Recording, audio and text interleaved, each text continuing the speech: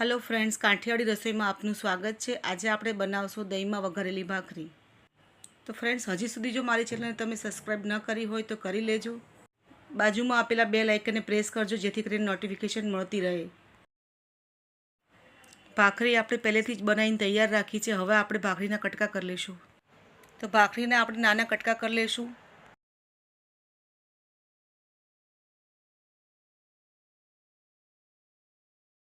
તો હવે કડાઈમાં તેલ ગરમ કરવા મૂકશું। તેલ ગરમ થઈ જાય એટલે એમાં અડધી ચમચી રાઈ ઉમેરશું। વઘાર આવી જાય પછી એમાં હિંગ ઉમેરશું।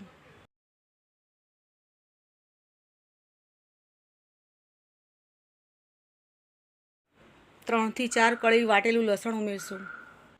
અને હવે 1 વાડકી દહીં ઉમેરશું। દહીં ના હોય તો તમે છાશ પણ ઉમેરી શકો છો। 1 ગ્લાસ પાણી ઉમેરશું। 1 ચમચી લાલ મરચું ઉમેરશું। અડધી ચમચી હળદર ઉમેરશું। સ્વાદ પ્રમાણે મીઠું ઉમેરશું। અને હવે ચમચાથી હલાવી લઈશું। બધા મસાલા મિક્સ થઈ જાય એ રીતે આપણે બધું મિક્સ કરીને હલાવી લઈશું।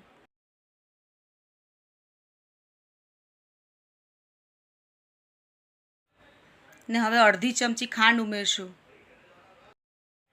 ને હવે જે કટકા કરેલી ભાખરી છે એ આપણે ઉમેરી દઈશું। 2 થી 3 મિનિટ સુધી હવે ઉકળવા દઈશું। તો 2 થી 3 મિનિટ થઈ ગઈ છે અને હવે આપણી દહીંમાં વઘારેલી ભાખરી તૈયાર થઈ ગઈ છે।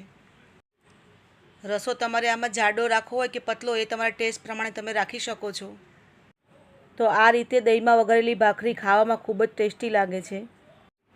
તો ફ્રેન્ડ્સ, ફરી મળીશું આવા નવા વિડીયો સાથે, નવી રેસીપી સાથે। ત્યાં સુધી આવજો।